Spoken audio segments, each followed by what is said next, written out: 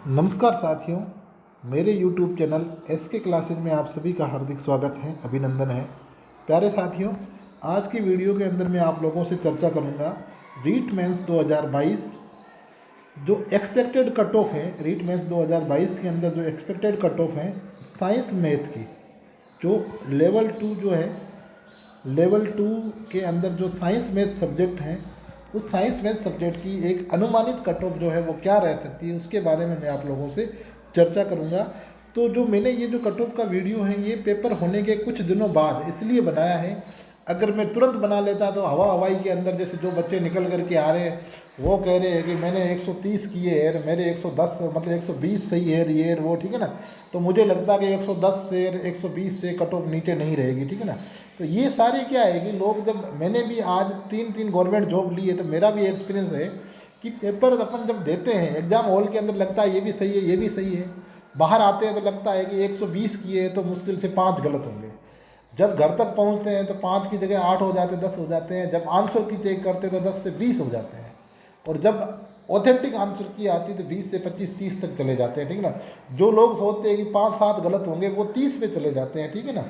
तो परीक्षा हॉल का माहौल, परीक्षा से तुरंत बाद निकल करके और उसके 2-3 दिन बाद जो आज अलग अलग कोचिंग के आंसर की हैं, बाद में जब बोर्ड की आंसर की आएगी तो उसकी रिगार्डिंग फिर कट ऑफ हमेशा डाउन ही होती है। ऐसा कभी नहीं हुआ कि एक कैंडिडेट 130 करके आया है वो कह रहा है कि मेरे 5 ही गलत होंगे, जब आंसर की आई तो उसके 3 गलत हुए तो 5 हुए ही नहीं, ठीक है ना।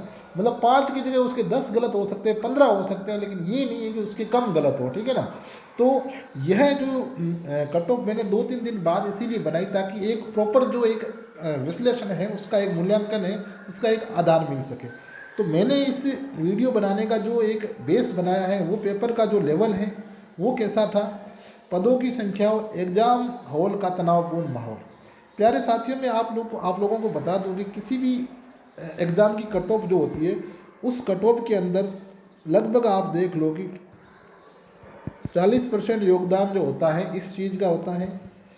30% जो योगदान है वो परीक्षा हॉल का जो माहौल होता है उसमें आप पेपर को हैंडल कैसे करते हो, किस प्रकार से। क्योंकि नेगेटिव मार्किंग के अंदर क्या है कि हम खुद को कंट्रोल नहीं कर पाते हैं, ज़्यादा क्वेश्चन कर लेते हैं और नेगेटिव में बहुत ज़्यादा चले जाते हैं।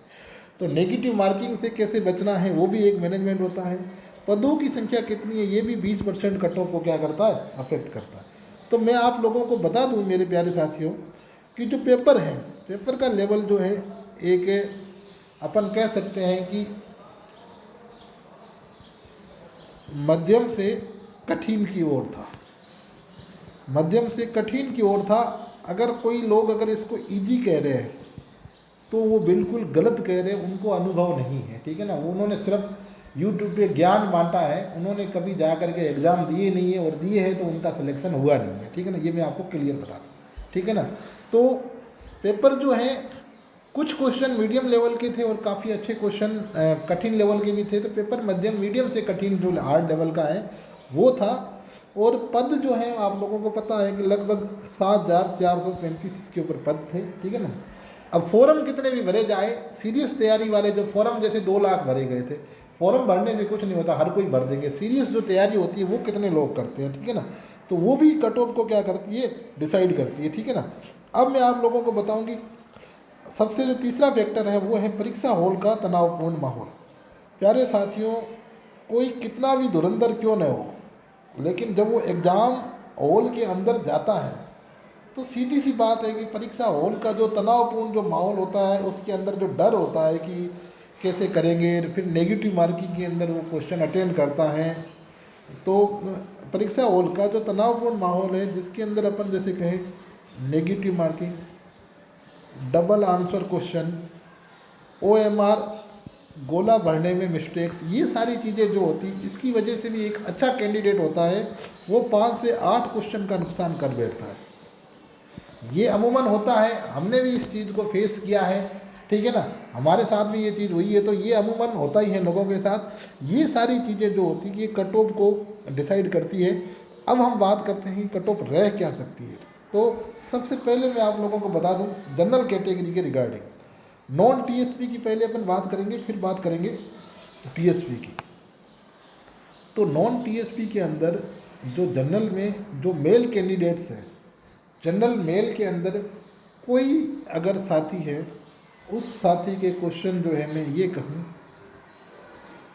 90+ अगर किसी के क्वेश्चन हो रहे हैं सही, वो लगभग 100% सिक्योर है, 100% सिक्योर है। 90+ वाला जो कैंडिडेट है, ये क्या है 90+ क्वेश्चन, क्या है क्वेश्चन। वहीं अगर मैं बात करूं कि जो जनरल की जो फीमेल हैं, प्यारी जो बहनें हैं, उनकी जो है लगभग आप देख लो 85 से 88 के आसपास क्वेश्चन। जो जनरल की बहनें अगर 90+ क्वेश्चन अगर उनके सही हो रहे हैं तो वो अपने को 100% सिक्योर मान के चले। बाकी 85 वालों का सिलेक्शन होने की पूरी संभावना है, ठीक है ना। तो जनरल मेल के अंदर 90+ क्वेश्चन जो है वो बहुत अच्छा स्कोर है, उसमें 100% आपके सिलेक्शन होने की संभावना है। बाकी यहाँ पर मैं आप लोगों को बता दूँ, यहाँ पर ये 80 से 85 भी हो सकता है, कोई बड़ी चीज़ नहीं है, ठीक है ना। अगर ये हो जाए तो ये कोई बड़ी चीज़ नहीं है, लेकिन फिर भी एक जो है मैंने आंकड़ा लिया है 90+ क्वेश्चन का जो है, 90+ वाला तो अपने को सिक्योर मान ले। और 80 से 85 वाला जो कैंडिडेट है, जिसके जनरल मेल के अंदर 80 से 85 जो अगर किसी के सही हो रहे हैं, काट कूट करे, वो भी बहुत अच्छी स्थिति के अंदर है। ये सेम स्थिति जो है लड़कियों के लिए भी है। जनरल के अंदर 80 से 85 क्वेश्चन अगर किसी बहन के अगर काट कूट करके सही हो रहे हैं तो वो बहुत अच्छी स्थिति के अंदर है, वो सिलेक्शन की दौड़ के अंदर। फिर बात करें ओबीसी की, ओबीसी मेल के अंदर जो है 87 से लेकर के 90 क्वेश्चन के बीच, जिन साथियों के 87 से लेकर के 90 क्वेश्चन सही है, वो बहुत अच्छी स्थिति के अंदर हैं। ओबीसी के अंदर भी अगर कोई 90+ वाला स्टूडेंट है तो उसकी सिलेक्शन होने की 100% संभावना है। हालांकि 87, 85, 82 तक भी ये चीज़ें हो सकती है, लेकिन एक मैं बता रहा हूँ कि 87 से 90 तक का एक अच्छा स्कोर है। वहीं अगर मैं बात करूँ आपके ओबीसी फीमेल को लेकर के, ओबीसी फीमेल के अंदर जिन बहनों के नंबर 83 से 85 के बीच में क्वेश्चंस हो रहे हैं, 83 से 85 के बीच जिन बहनों के ओबीसी के अंदर क्वेश्चंस हो रहे हैं, उनकी सिलेक्शन होने की पूरी पॉसिबिलिटी है, ठीक है ना। वहीं अगर अब बात करें अपन एससी वालों की, एससी मेल के अंदर वैसे तो पॉसिबिलिटीज ये हैं 75 क्वेश्चन जिनके सही है वो पूरे सिलेक्शन के दावेदार हैं। फिर भी 75 से 80 क्वेश्चन आप लोग मान लें, 75 से 80 क्वेश्चन।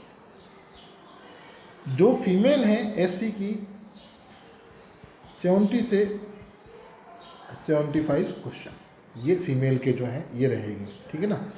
अब बात करें एसटी की, एसटी के अंदर जो मेल हैं वो 75 क्वेश्चन के आसपास,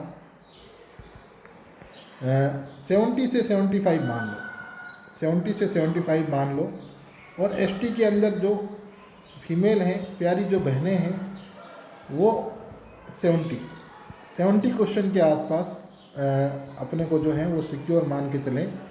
मैं एक ये आइडिया लगा सकता हूँ 65 से 70, यहाँ ये कह सकते हैं 65 से 70 क्वेश्चन, ये एसटी फीमेल जो है उनके लिए। ईडब्ल्यूएस के अंदर अगर बात करें, ईडब्ल्यूएस मेल जो है 85 से 87 क्वेश्चन, ईडब्ल्यूएस जो फीमेल है 80 क्वेश्चन, ये लमसम जो है रहने की पूरी पॉसिबिलिटीज रहेगी। एमबीसी की बात करूं, एमबीसी के अंदर जो मेल हैं 83 से 87 क्वेश्चन, और एमबीसी जो फीमेल हैं वो आपके 78 से 80 क्वेश्चन के बीच में जो है ये पॉसिबिलिटी जो है एमबीसी फीमेल की रहेगी। अब बात करते हैं टीएसपी को लेकर के, तो टीएसपी के अंदर जो जनरल हैं, टीएसपी के अंदर जनरल जो मेल हैं और जनरल फीमेल हैं, पहले अपन उसके बारे में बात कर लेते हैं। टीएसपी के अंदर जनरल मेल और जनरल फीमेल का एक क्या आइडिया है मैं आप लोगों को बता दूं। तो देखो, टीएसपी के अंदर जनरल के अंदर अगर कोई कैंडिडेट 85 से 90 क्वेश्चन अगर सही है तो वो अपने को लगभग 100% सिक्योर मान के चलें। और जो टीएसपी के अंदर जनरल फीमेल हैं 80 क्वेश्चन, अगर उसके सही हैं तो वो एक बहुत अच्छी कंडीशन के अंदर है।